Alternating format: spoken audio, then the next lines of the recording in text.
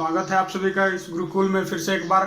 कल हम लोगों ने कोण के बारे में पढ़ा था, आज उससे संबंधित जितने भी टर्म्स हैं, ठीक है, जितने भी टर्म्स रिलेटेड टू एंगल्स हैं, कोण से संबंधित जितने भी शब्द हैं, आज हम लोग उसको कंप्लीट करेंगे। ठीक है, तो सबसे पहला टर्म आता है एक कॉम्प्लीमेंट्री एंगल का। कॉम्प्लीमेंट्री एंगल, ठीक है, यानी कि पूरक कोण। पूरक कोण, पूरक कोण।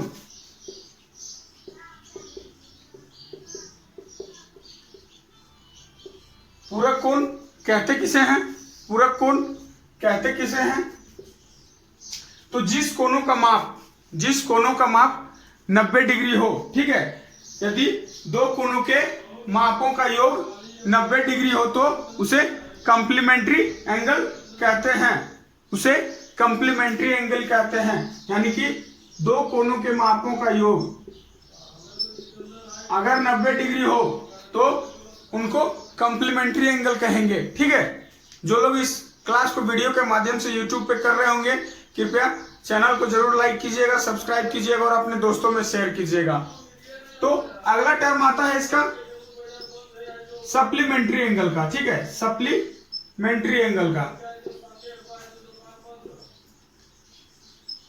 सप्लीमेंट्री एंगल, समपूरक कोण, इसे हिंदी में समपूरक कोण कहते हैं। हिंदी में इसे समपूरक कोण कहते हैं। समपूरक कोण किसे कहते हैं? यदि जिन दो कोणों के मापों का योग, यदि जिन दो कोणों के मापों का योग 180 डिग्री हो, जिन दो कोणों के मापों का योग 180 डिग्री हो, उसे समपूरक कोण कहते हैं। ए प्लस एंगल बी बराबर अगर 180 डिग्री हो तो उसे समपूरक कोण कहते हैं। उसे समपूरक कोण कहते हैं। अगला टर्म आता है आपका एडजेसेंट एंगल का। ठीक है, एडजेसेंट एंगल, आसन कोण। तो अगला टर्म आपका था एडजेसेंट एंगल का, आसन कोण। आसन कोण उन दो कोणों को कहेंगे, आसन कोण उन दो कोणों को कहेंगे जिनका एक उभयनिष्ठ शीर्ष हो, यानी कॉमन वर्टेक्स हो, और साथ ही साथ एक उभयनिष्ठ भुजा हो। क्या हो? उभयनिष्ठ भुजा, यानी कॉमन साइड। तो देख लीजिए,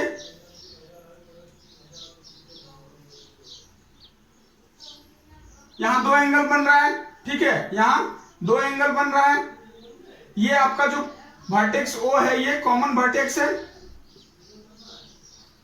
कॉमन वर्टेक्स यानी उभयनिष्ठ शीर्ष, और ये जो आपका है कॉमन साइड है, कॉमन साइड, उभयनिष्ठ भुजा। इन दो कोण, ठीक है, अगर इसको ए मान लीजिए, इसको बी मान लीजिए, तो angle A and B are adjacent angles. Angle A and B are adjacent angle, यानी एंगल ए और एंगल बी आसन कोण कहलाएंगे। ठीक है, इसमें क्या होता है कि एक कोण का पहली भुजा, एक कोण का पहली भुजा उभयनिष्ठ भुजा के एक तरफ होगी और दूसरे कोण का दूसरी भुजा जो होगा उभयनिष्ठ भुजा के दूसरे तरफ होगी। ठीक है, दूसरे भुजा का दूसरे तरफ होगी। ठीक है, अगला आपका आता है linear pair angle. Linear pair angle, ठीक है, लीनियर पेयर एंगल। तो देखिए नेक्स्ट आपका है लीनियर पेयर एंगल, रैखिक युग्म कोण। रैखिक युग्म कोण, लीनियर पेयर। लीनियर का मतलब क्या है? लीनियर का मतलब ये होता है एक सीधी लाइन में। ठीक है, तो लीनियर पेयर एंगल कहते किसे हैं? रैखिक युग्म कोण कहते किसे हैं? यदि दो आसन कोण, यदि दो आसन कोणों का भिन्न भुजा, यानी कि जो अलग अलग भुजा है, एक भुजा तो आसन कोण में क्या होता है? उभयनिष्ठ होता है, कॉमन होता है। तो यानी कि जो भिन्न भुजा है, अलग अलग जो है, ठीक है, जो अलग अलग भुजा है, वो दोनों एक दूसरे के विपरीत किरणें हो, दोनों एक दूसरे के विपरीत किरणें हो।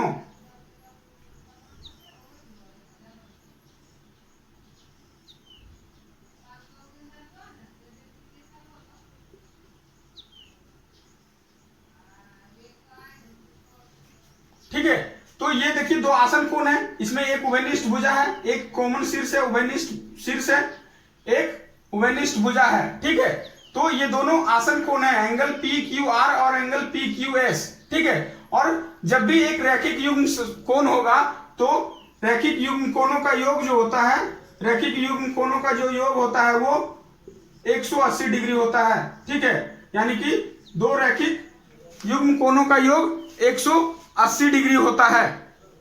ठीक है, यानी कि एक कॉमन, यानी कि एक जो एडजेसेंट एंगल है उसका भिन्न भुजा यानी डिफरेंट साइड जो है दोनों के एक दूसरे के अपोजिट रे होंगे। ठीक है, अपोजिट रे यानी विपरीत किरणें, और दोनों कोणों का योग 180 डिग्री हो। ठीक है, तो ये रैखिक युग्म कोण कहलाते हैं। एक आता है, अगला टर्म आपका आता है वर्टिकली अपोजिट एंगल।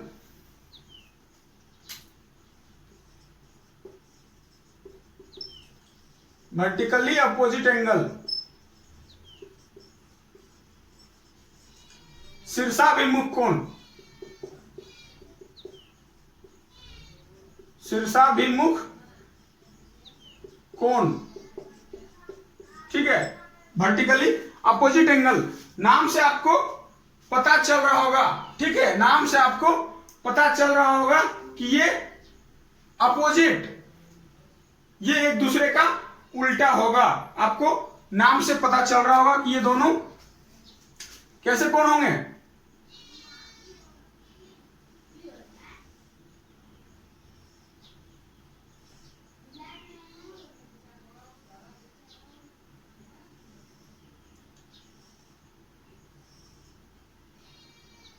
हमने एक को सिंगल लाइन से और एक को डबल लाइन से दिखाया है।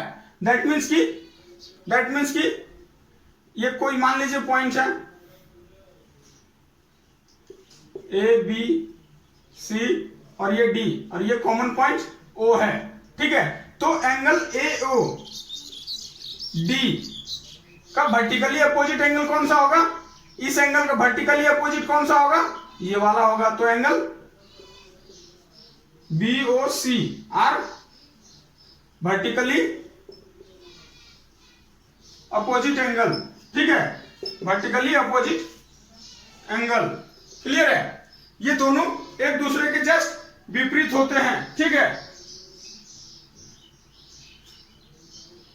ये देखिए एक दूसरे का क्या है, विपरीत दिशा में है।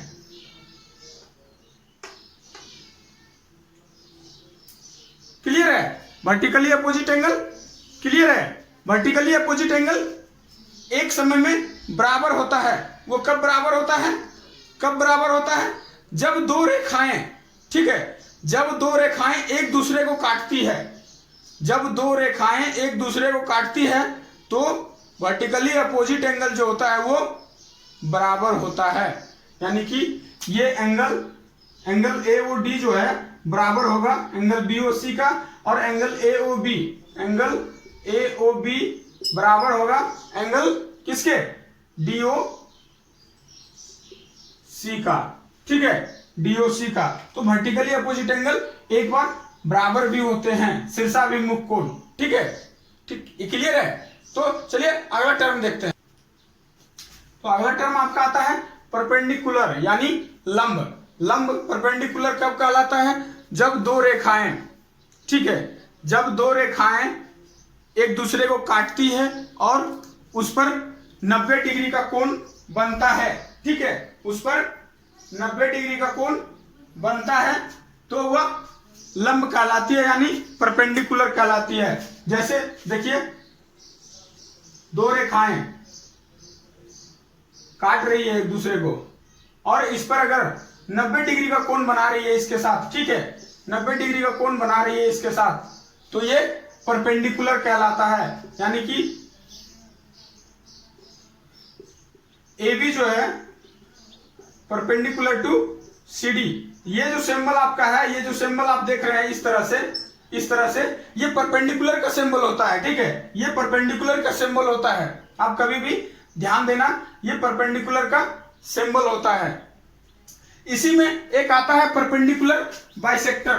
परपेंडिकुलर बाइसेक्टर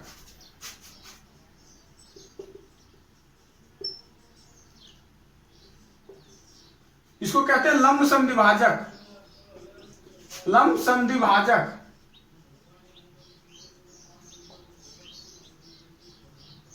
देखिए इसको लंबसम द्विभाजक कैसे डिफाइन करेंगे।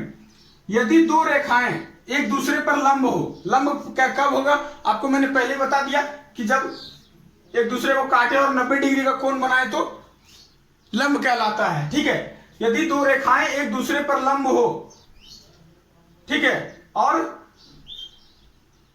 रेखा को दो बराबर भाग में बांटती हो, ठीक है, और रेखा को दो बराबर भाग में बांटती है तो उसे लंबसम द्विभाजक यानी परपेंडिकुलर बाइसेक्टर कहते हैं। ठीक है, परपेंडिकुलर बाइसेक्टर कहते हैं। अगर यहाँ पे कोई बिंदु O है तो अगर परपेंडिकुलर CD परपेंडिकुलर बाइसेक्टर है AB का तो AO बराबर क्या होगा, OB, AO बराबर OB। ठीक है, इसी में एक और इंपोर्टेंट पॉइंट आता है आपका। ठीक है, इसी में एक और इंपोर्टेंट पॉइंट आपका आता है कि परपेंडिकुलर बाइसेक्टर पे, ठीक है, यानी कि OC पे कोई भी पॉइंट या फिर OD पे कोई भी पॉइंट इन दोनों बिंदुओं से, ठीक है, इन दोनों बिंदुओं से बराबर दूरी पर होंगे, इन दोनों बिंदुओं से बराबर दूरी पे होंगे। ठीक है, यानी कि परपेंडिकुलर पे कोई भी पॉइंट, परपेंडिकुलर पे कोई भी पॉइंट, कोई भी बिंदु अंत बिंदु से दोनों अंत बिंदु से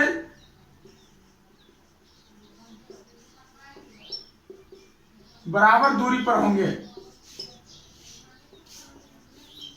बराबर दूरी पर होंगे। ठीक है, यह हमेशा बराबर होगा। अगर कोई पॉइंट यहां है तो जितनी दूरी इसकी होगी उतना ही दूरी इसकी भी होगी। अगर यहां कोई पॉइंट है तो यहां से यहां तक की जितनी दूरी है यहां से यहां तक की भी दूरी उतना ही होगी। यहां पे शायद लग रहा है कि थोड़ा बड़ा छोटा बन गया है, लेकिन आपको कॉन्सेप्ट समझना है। ठीक है, आपको कॉन्सेप्ट समझना है। ठीक है, यहां पे लग रहा है कि थोड़ा बड़ा छोटा हो गया, लेकिन आप कॉन्सेप्ट को समझिए तो आपको समझ में आ रहा होगा कि लंबसम द्विभाजक अगर कभी भी हो तो लंबसम द्विभाजक पर कोई भी बिंदु इन दोनों अंत बिंदु से बराबर दूरी पर होंगे। और लंबसम द्विभाजक कब होगा, जब कोई भी एक लाइन दूसरी लाइन को काटे। ठीक है, कोई भी एक लाइन दूसरी लाइन को काटे और दो बराबर भाग में बांटे और साथ ही साथ 90 डिग्री का कोण बनाए, यानी लंब हो उस पर, तो वो परपेंडिकुलर बाइसेक्टर यानी लंबसम द्विभाजक कहलाता है, लंबसम द्विभाजक कहलाता है। ठीक है, चलिए अगला टर्म देखते हैं। अगला टर्म आपका है एंगल बाइसेक्टर, अर्धक। अगर आप इंग्लिश नामों से देखें सारा कुछ को, ठीक है, जितना भी टर्म मैंने आपको बताया अगर इंग्लिश नाम से देखें तो आपको ज्यादा क्लियर हो रहा होगा, आपको पहले ही पता चल रहा होगा। बाइसेक्ट का मतलब होता है बराबर भागों में बांटना, ठीक है, और एंगल का मतलब कोण, यानी कोण को बराबर भागों में बांटना। तो एंगल बाइसेक्टर कब होगा, जब एक रेखा, ठीक है, जब एक रेखा किसी कोण को, जब एक रेखा किसी कोण को दो बराबर भागों में बांटती हो। देखिए ये एक मान लीजिए कोण है, अगर कोई रेखा इसको दो बराबर भागों में बांट रही है, ठीक है, पहले ये कोण था बड़ा वाला, ये एक रेखा इन दोनों कोणों को बराबर भागों में बांटती है, तो ये रेखा क्या कहलाती है, एंगल बाइसेक्टर। ठीक है, अर्धक, अर्धक कहलाती है। अब इस पर देखिए, इस पर कोई भी पॉइंट, इस पर कोई भी पॉइंट जो है, ठीक है, इस पर कोई भी पॉइंट जितनी दूरी यहां से होगी उतना ही दूरी यहां से भी होगी, जितनी दूरी यहां से होगी उतना ही दूरी यहां से भी होगी। ठीक है, यानी अर्धक पे बना कोई भी पॉइंट, ठीक है, अर्धक पे बना कोई भी पॉइंट कोण की भुजाओं से बराबर दूरी पर होगी। ठीक है, कोण की दोनों भुजाओं से बराबर दूरी पर होंगे। ठीक है, क्लियर है, बराबर दूरी पर होंगे। ये देखिए x1 x2 ये दोनों बराबर है, एंगल दोनों बराबर है। तो मान लीजिए ये कोई भी है, ठीक है, ये भी कुछ मान लीजिए O1 O2 O3, तो जितना दूरी AO1 की होगी उतना ही दूरी PO1 की होगी, जितना ही दूरी BO2 की होगी उतना ही दूरी QO2 की होगी। ठीक है, तो अर्धक पे कोई भी बिंदु इन दोनों भुजाओं से बराबर दूरी पर होंगे। ठीक है, अब अगला आता है आपका एक ट्रांसवर्सल। ये एंगल से रिलेटेड इतने सारे टर्म थे, कोण से संबंधित। अब एक अगला टर्म आपका आता है जो कि कोण से संबंधित नहीं है, लेकिन फिर भी कोण का जिक्र इसमें भी होता है, ट्रांसवर्सल। इसको कहते हैं तिर्यक। ट्रांसवर्सल लाइन, तिर्यक रेखा। यदि एक रेखा दो या अधिक रेखा को, ठीक है, यदि एक रेखा दो या उससे अधिक रेखा को भिन्न भिन्न बिंदुओं पर काटती हो तो वह तिर्यक रेखा कहलाती है। तो वह उन रेखाओं की तिर्यक रेखा कहलाती है। जैसे देखिए हमने क्या कहा था, एक रेखा दो या उससे अधिक रेखाओं को,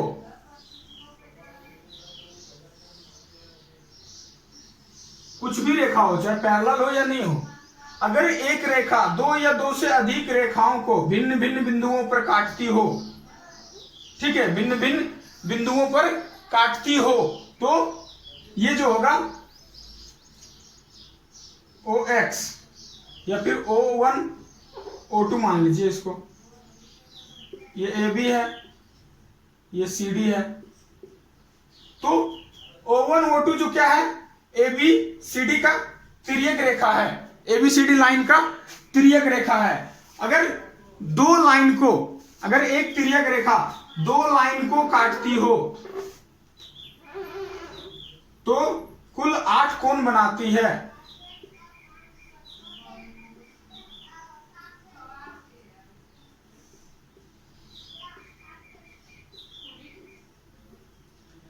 कुल 8 कोण बनाती है, ठीक है। अगर एक तिर्यक रेखा दो लाइन को प्रतिच्छेद करती है यानी काटती है तो क्या होगा, वो जो है टोटल 8 कोण बनाएंगे, चाहे वो दोनों लाइन पैरेलल हो या ना हो। यानी AB और CD लाइन जो है पैरेलल होगा तब भी और नहीं होगा तब भी, ठीक है, पैरेलल होगा तब भी और नहीं होगा तब भी, ये 8 कोण बनाएंगे। अब इन कोणों में एक संबंधता है, एक रिलेशनशिप है, ठीक है। इन 8 कोण में एक रिलेशन है, यानी एक संबंध है। तो पहला संबंध देखिए आता है एक्सटीरियर एंगल का या फिर इंटीरियर एंगल का, ठीक है, जिसको भी आप लेना। आप पहले इंटीरियर एंगल की बात करेंगे। देखिए पहला चीज आता है इंटीरियर, यानी अंतः कोण। नाम से पता चल रहा होगा, अंतः, इंटीरियर, इंटर, अंतः कोण यानी अंदर वाली कोण, ठीक है। तो कौन सा है, एंगल 3, 4, 5, 6,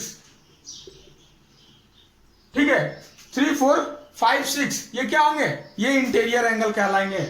दूसरा एक आता है एक्सटीरियर एंगल,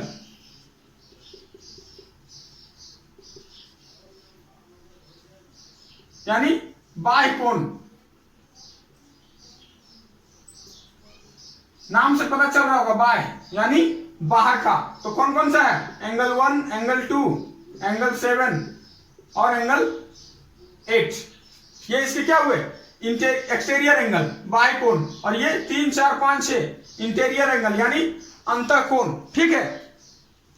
इसमें एक आता है संगत कोण, करस्पॉन्डिंग एंगल, ठीक है, संगत कोण। देखिए कहीं भी लिखिए, कोई दिक्कत नहीं है। करस्पॉन्डिंग एंगल,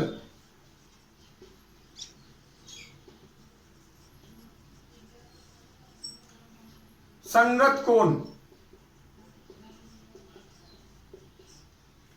एंगल 2, एंगल 6 ये दोनों संगत कोण कहलाते हैं।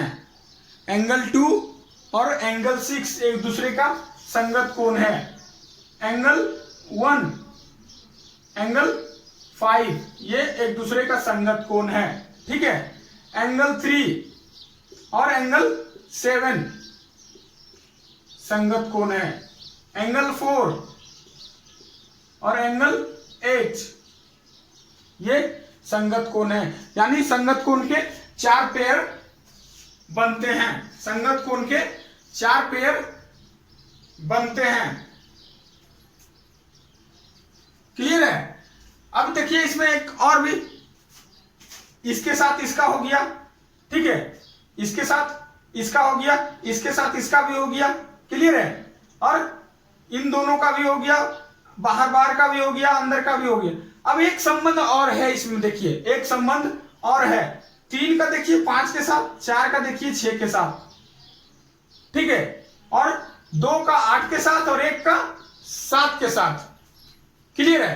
तो 3 का 5 के साथ और 4 के 6 के साथ एंगल 4, एंगल 6 और एंगल 3 और एंगल 5, ये क्या कहलाते हैं? Alternate interior angle, alternate interior angle, एकांतर अंतःकोण।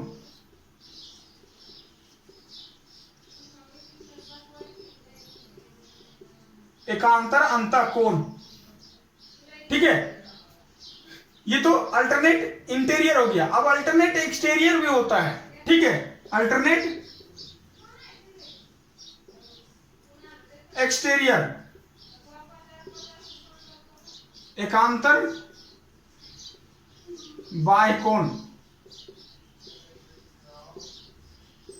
एंगल 2 का कौन सा? एंगल 8 और एंगल 1 का एंगल 7। ये रहे ट्रांसवर्स लाइन के तिर्यक रेखाओं के साथ जो संबंध है, ये सारा हुआ, ठीक है। अब बात करते हैं कि यदि ए और बी जो है, ए बी और सी डी लाइन अगर पैरेलल है एक दूसरे का, ठीक है, यदि ए बी और सी डी एक दूसरे का पैरेलल है, तब इनमें जो संबंध होंगे, ठीक है, इनमें जो संबंध होंगे वो कुछ बदल जाता है। यानी कि क्वेश्चन जब ये दोनों पैरेलल लाइन होते हैं तब ज्यादातर क्वेश्चन पूछे जाते हैं, ठीक है, तब ज्यादातर क्वेश्चन उस कॉन्सेप्ट से पूछे जाते हैं। तो चलिए हम लोग देखते हैं पैरेलल लाइन को जब एक तिर्यकछेदी रेखा काटती है तब कौन कौन से संबंध निकलकर। तो देखिए इसमें जब लाइन ए बी, ठीक है, लाइन सेगमेंट ए बी यानी रेखाखंड A B parallel to C D, ठीक है, जब ए बी और सी डी दोनों समानांतर रेखा हो तब क्या होते हैं, इसमें जो कोण बनते हैं,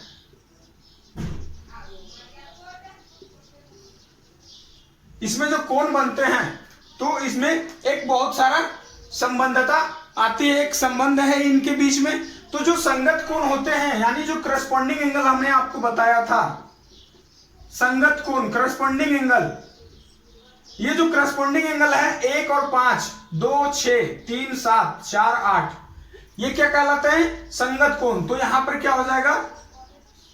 संगत कोण बराबर होंगे।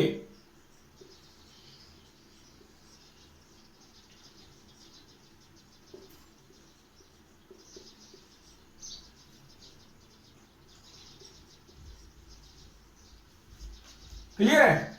संगत कोण बराबर होंगे। एकांतर कोण, एकांतर कोण यानी अल्टरनेट एंगल 3, 5, 4, 6, 1, 7, 2, 8, ये एकांतर कोण या फिर एकांतर कोण, चाहे अंत हो या बाय का हो, एकांतर कोण अंत या बाय दोनों, ये भी आपस में बराबर होंगे, ठीक है, ये भी आपस में बराबर होंगे। यानी एंगल 3 बराबर एंगल 5, एंगल 4 बराबर एंगल 6, एंगल 1 बराबर एंगल 7 और एंगल 2 बराबर एंगल 8, ठीक है, एकांतर कोण भी बराबर होंगे। क्लियर है? अब इसमें देखिए एक चीज और आता है कि अगर कोई तिर्यक, ठीक है, तिर्यक के एक तरफ के अंतःकोण या बाह्यकोण, तिर्यक के एक तरफ का, ठीक है, यानी ये आपका तिर्यक रेखा है एक्स वाई, मान लीजिए एक्स वाई एक तिर्यक रेखा आपका है।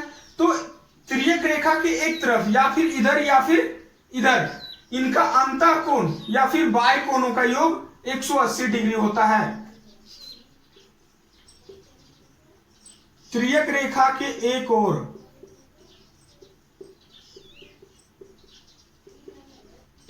के अंतःकोण, ठीक है, अंतःकोण या बाह्य कोणों का योग 180 डिग्री होता है, ठीक है। अंतःकोण या बाह्य कोण का योगफल 180 डिग्री होता है।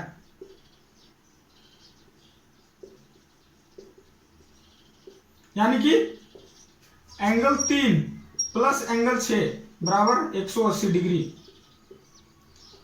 एंगल 2 प्लस एंगल 7 ये भी 180 डिग्री होंगे। अगर तिर्यक रेखा की इस तरफ की बात करें तो एंगल 1 प्लस एंगल 8 ये भी 180 डिग्री होंगे, एंगल 4 प्लस एंगल 5 ये भी 180 डिग्री होंगे। तो तिर्यक रेखा जब दो समानांतर लाइन, दो समानांतर रेखा को प्रतिच्छेद करे, काटे, तब इतने सारे कंडीशंस निकल कर आते हैं। कभी कभी ऐसा भी पूछ दिया जाता है आपको कि ये कंडीशंस आपको दिए रहेंगे, ये कंडीशंस, इन सब कंडीशनों में से कोई एक, यानी इन सब आपका जो शर्त है, नियम है, इनमें से कोई भी अगर एक दिया हुआ है, कोई भी एक सिचुएशन, कोई भी एक स्थिति अगर दिया हुआ है, दैट मीन्स कि ये जो लाइन होंगे ए बी और सी डी, ये दोनों हमेशा पैरेलल होंगे, ठीक है। कभी कभी ऐसा रहेगा कि आपको ये कंडीशन दिया रहेगा और इन दोनों लाइन के बारे में आपको पूछ दिया जाएगा।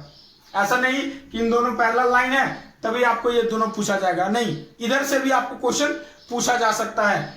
कंडीशन दिए हुए हैं, कोई कंडीशन एक दिया हुआ है आपको, तो दैट मीन्स कि लाइन ए बी और सी डी जो होगा वो हमेशा एक दूसरे का पैरेलल होगा, बिल्कुल, ठीक है। नेक्स्ट, तो देखिए ये समांतर रेखा के बारे में हुआ, और समांतर रेखा का जब कोई तिर्यक रेखा हो तब, समांतर रेखा और जब तिर्यक रेखा हो, ठीक है, तो उसमें एक और कॉन्सेप्ट आपको आता है।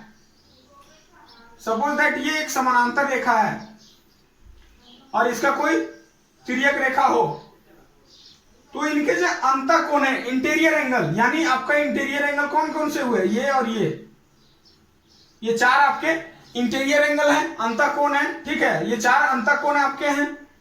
तो इन चारों कोणों का एंगल बाइसेक्टर यानी अर्धक, पिछले अभी तुरंत मैंने कुछ देर पहले पढ़ाया आपको अर्धक, तो इनका जो एंगल बाइसेक्टर होगा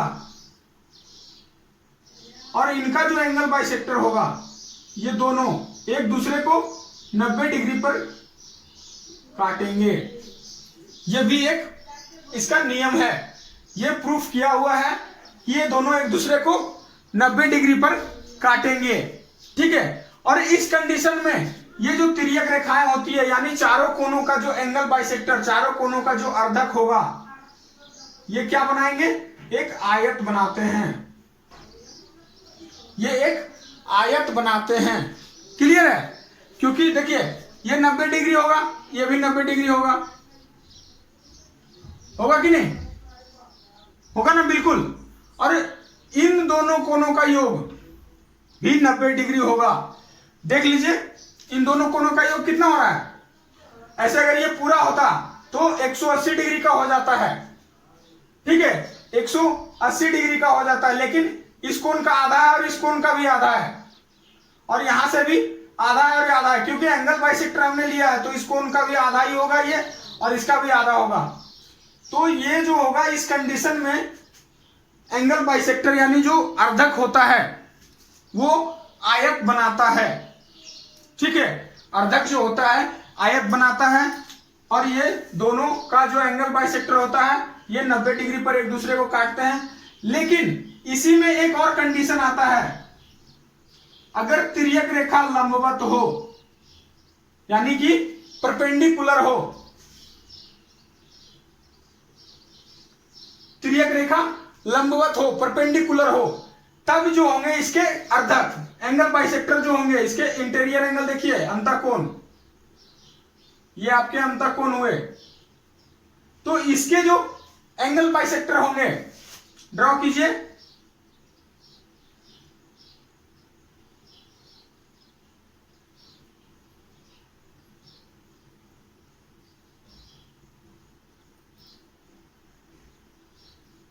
आपको कुछ दिख रहा होगा, ठीक है।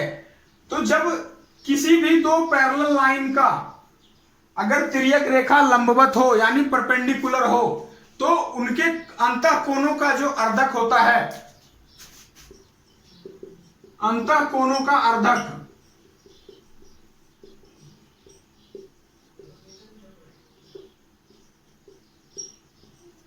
एक वर्ग बनाता है।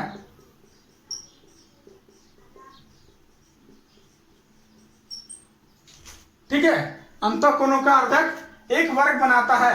लेकिन तिर्यक रेखा अगर लंबवत ना हो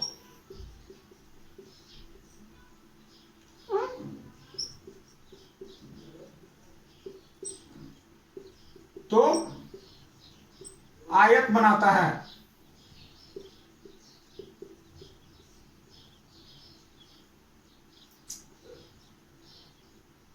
अंतः कोणों का अर्धक आयत बनाता है अगर लंबवत तिर्यक रेखा लंबवत ना हो तो। ठीक है, और यहां है कि तिर्यक रेखा लंबवत है,